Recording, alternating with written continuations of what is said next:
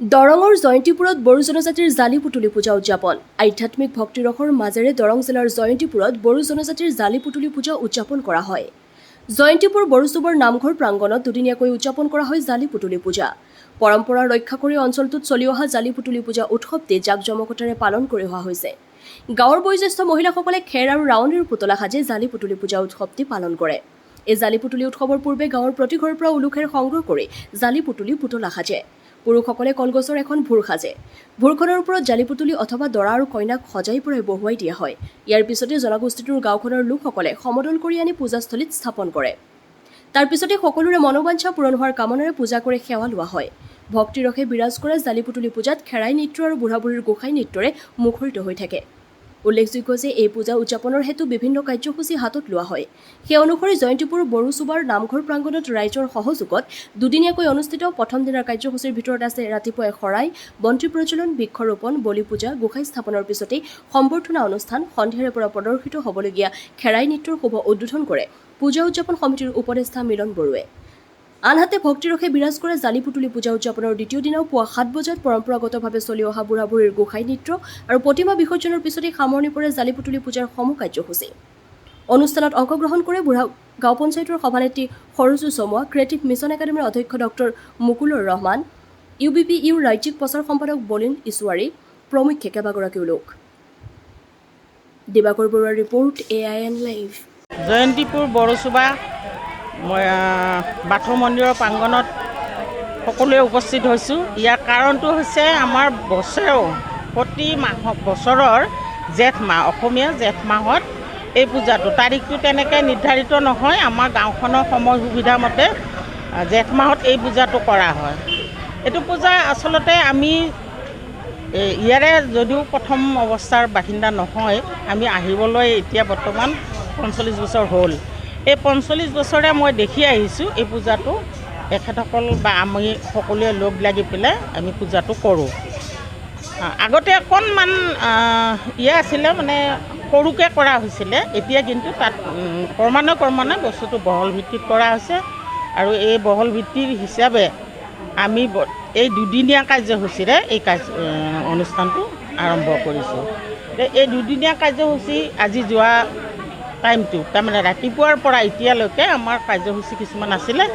এইখিনিৰ ভিতৰত আমাৰ ধৰ্মীয় অনুষ্ঠান হিচাপে আমাৰ ভগৱানৰ ওচৰত এটা বলি বিধান কৰা হয়। তাৰপিছত মাহ প্ৰসাদ বা ভোগ টোগ খাই উঠি আমাৰ ইয়াত এটা মানে কোৱা আমি শুনিছোঁ আৰু বুঢ়া হাৱা আদাম বুলি এটা কথা আছিলে। পূৰ্বৰ বুঢ়া বুঢ়ী বুলিও আমি কওঁ। আকৌ লাষ্টত গৈ পেলাই আমি শিৱ পাৰ্বতীৰ নামটো আমি কোৱা হয়। শিৱ আৰু পাৰ্বতীক ইয়াতে আমাৰ গাঁৱৰ মহিলাসকলে লগ লাগি ঘৰৰ পৰা মানে প্ৰতি ঘৰ মানুহৰ দক্ষিণ ফালৰ ঘৰৰ, আজিকালিতো খেৰৰ ঘৰ নায়েই, তথাপিতো দক্ষিণ ফালৰ ছালৰ পৰা অলপ খেৰ আনি লগত কলা ৰঙা সূতা কিছুমান লগ লগাই এখেতসকলে বা গাঁৱৰ মহিলাসকলে লগ লাগি ইয়াত এই দুটা মূৰ্তি বনায়। যেনে এটা হ'ল শিৱ আৰু এটা হ'ল পাৰ্বতী। এই মূৰ্তি দুটা দিনটো তেওঁলোকে কষ্ট কৰি পেলাই বনালে আৰু তাৰপিছত প্ৰদৰ্শন কৰিব। তাৰ আগে তেওঁলোক আহি পোৱা দেৰি হোৱাৰ কাৰণে আমাৰ গাঁৱৰ যিখিনি খেৰাই নৃত্য দল আছিলে তেওঁলোকে গৈ এই মূৰ্তি দুটা সন্মানে এটা আদৰণি জনাই এটা শোভাযাত্ৰা কৰি তেওঁলোকক ইয়াত লৈ অহা হয় আৰু ইয়াতে স্থাপন কৰা হয়। আৰু স্থাপন কৰিয়ে গোটেই ৰাতিটো খেৰাই নৃত্য প্ৰদৰ্শন কৰিব আমন্ত্ৰিত খেৰাই নৃত্য দল, লগতে আমাৰ গাঁৱৰ যিসকল মহিলা আছে তেখেতসকলে লগ লাগি এই খেৰাই নৃত্য প্ৰদৰ্শন। জালি পুতুলি গোসাঁই বিয়া আমি প্ৰত্যেক বছৰে পৰম্পৰাগত হিচাপে আমি পালন কৰি আহিছোঁ। সেই পৰম্পৰা হিচাপে আজিও আমি সেই মৰ্মে আজি এই পূজা স্থাপন কৰিছোঁ। আমি এই পূজাটো এইটোৰ কাৰণে কৰোঁ, আমাৰ জেঠ মাহৰ পৰা আমি কিছুমান এতিয়া ধৰি লওঁ এই খেতিৰ বতৰ, এই খেতিৰ বতৰত আমি আচলতে এই প্ৰধান খেতি হ'ল আমাৰ এই শস্য। এই শস্য আমি খেতি কৰোঁতে আমাক লাগে পানী, গতিকে পানীক আমি পৰম আমাৰ আৰাধ্য আমাৰ মহাদেৱ পাৰ্বতী আমি তেনেকৈ দুটা মূৰ্তি বনাওঁ। মূৰ্তি বনাই পেলাই আমি আমাৰ গোসাঁই ঘৰত আমি স্থাপন কৰোঁ। আমাৰ এইটো কাৰণ হ'ল আমাৰ এই যেতিয়া আমি ধান খেতি কৰোঁ, ধান খেতি কৰোঁতে আমাক পানীৰ প্ৰয়োজন।